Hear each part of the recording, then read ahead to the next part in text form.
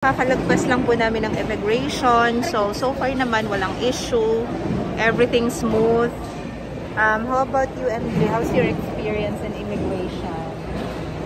Hello! Tinopak na naman yung baby boy natin. Ayun, si Kuya. Kamusta sa immigration? Ate, di ka na kinabahan, te? Okay na?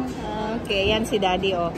Sine-check niya lahat ng passport kung may mga stamp siya from immigration. Sa ate Lalang, to ate, nabahan ka ba, te? Hindi, te. Mabilis lang yung pagsagot ko saan ka nag-aaral. Oo, sinabi ko agad. Parang mabago yung scar na yun. Kasi diba nakukong tayo, wala namang ganyan. Oo. Sinabi ko kaagad, te. Sa Makati sa Technological Lab na Philippines po. Madali si ate, parang may appointment, ah. Ayan, so we're just fixing our travel documents. Yan si Daddy, nag-aano siya.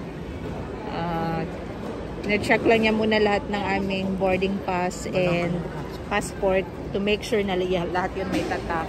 Yan si MJ, gusto na niyang kumain. So, antay lang saglit, baby, ha. Then, kakain na tayo ng dinner before going to our boarding gate.